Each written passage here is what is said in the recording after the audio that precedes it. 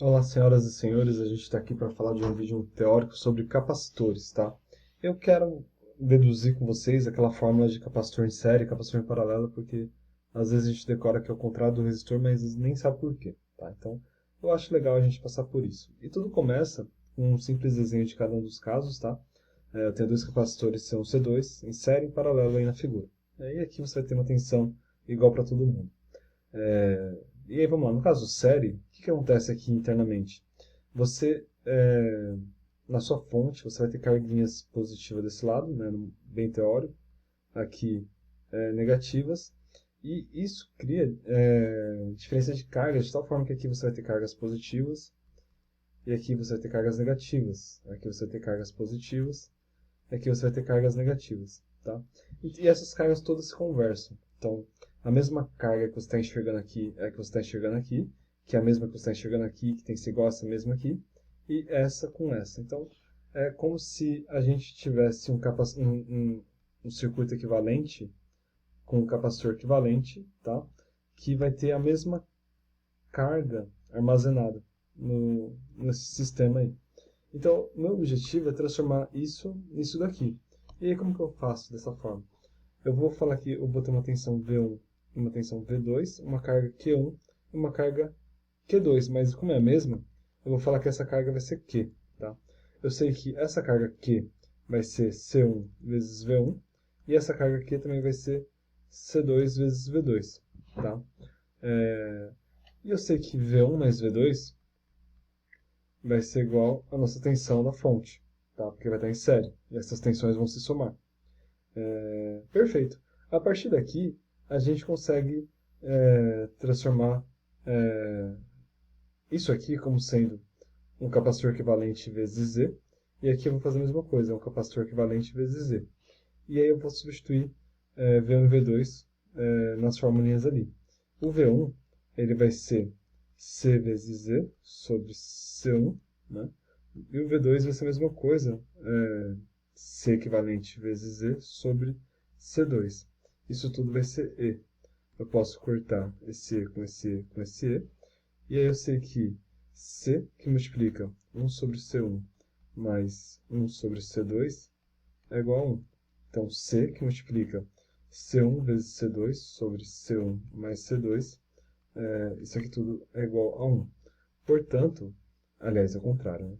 Eu já fui direto no automático aqui. Então, aqui vai ficar C1 mais C2 sobre C1 vezes C2. Portanto, o nosso capacitor equivalente vai ser C1 vezes C2 sobre C1 mais C2, que é uma fórmula bem parecida com a fórmula de resistores em paralelo, tá? E é por isso que o pessoal comenta que capacitores em série têm a mesma fórmula de resistores em paralelo. É uma ajuda, mas aqui a gente sabe o porquê agora, tá? Então vou separar aqui, falar que a gente veio daqui para cá. Agora a gente vai fazer a mesma coisa para o caso em paralelo.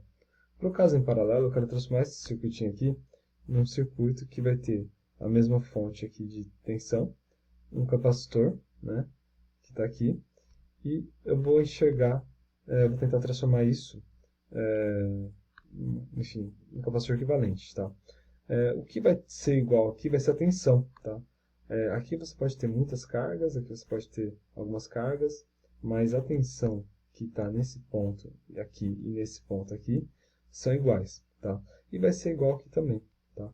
Então, aqui eu posso escrever que e a gente poderia até fazer um comentário sobre carga, né? Porque essas cargas que estão aqui, elas vão ter que conversar com a carga da fonte. Então, aqui a gente pode até verificar depois se no final a carga equivalente vai ser Q1 mais Q2, tá? Mas vamos tentar continuar desse modo aqui. Então, eu sei que, aliás, a gente vai ter que usar essa informação. Eu sei que Q1 vai ser C1 vezes E, assim como Q2 vai ser C2 vezes Z. E essas cargas, né, então, se aqui você tem cargas positivas, por exemplo, você vai induzir cargas negativas nesses capacitores de tal forma que não tenha nem excesso de carga nem falta de carga de um lado, tá? Então, a gente vai ter que usar essa fórmula aqui. E aí, como eu sei que Q equivalente vai ser Q1 mais Q2, e eu sei que Q equivalente é igual a capacitor vezes a capacitância equivalente vezes a tensão, aí a gente pode substituir direto. Então, C vezes Z vai ser C1 vezes Z mais C2 vezes Z. Tá? Você pode cortar esse C aqui e você chega direto, que a capacitância equivalente vai ser C1 mais C2. Tá? Você pode pensar que um capacitor ele é uma fonte instantânea de tensão. Tá? E a capacitância ela te dá o quanto que você consegue suprir por quanto tempo você consegue fazer que esse capacitor funcione como uma fonte, tá? Capacitâncias grandes são capacitores bem potentes, que você armazena muita carga, e capacitores pequenos, com capacitância pequena, né, você tem capacitores que descarregam rápido, que armazenam pouca carga, tá?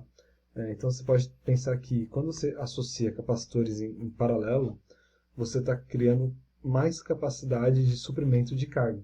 Porque se do nada você ligar uma certa carga aqui, a tensão é a mesma, mas você consegue inicialmente suprir com as correntes daqui, depois com a corrente daqui, e aí você consegue ter uma corrente funcionando por mais tempo. Tá? Então isso cria uma capacidade de armazenamento maior. E aí isso você pode verificar com a soma dos capacitores. Tá?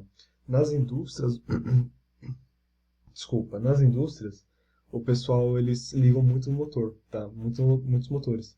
E quando você tem um motor sendo ligado, você tem um efeito de defasar corrente de tensão. Esse efeito acontece de forma contrária nos capacitores. E por isso, quando você tem uma carga muito indutiva, que é um exemplo típico de motores, você tem que ter um banco de capacitores que corrija essa defasagem, tá? O nome disso você pode pesquisar depois como fator de potência, tem uma certa penalidade caso uma indústria, uma empresa, enfim, descumpra isso. E aí você, colocando vários capacitores em paralelo, né, você cria um banco mais potente, você consegue ligar motores mais fortes sem sofrer essas penalidades aí, tá? Então, é uma noção intuitiva aí que eu acho que vale a pena. E é isso, é um vídeo bem simplesinho aí, mas que, como a gente vai usar muito essa fórmula aqui pra frente, eu acho que é legal a gente passar por isso, tá bom? Então, bons estudos aí.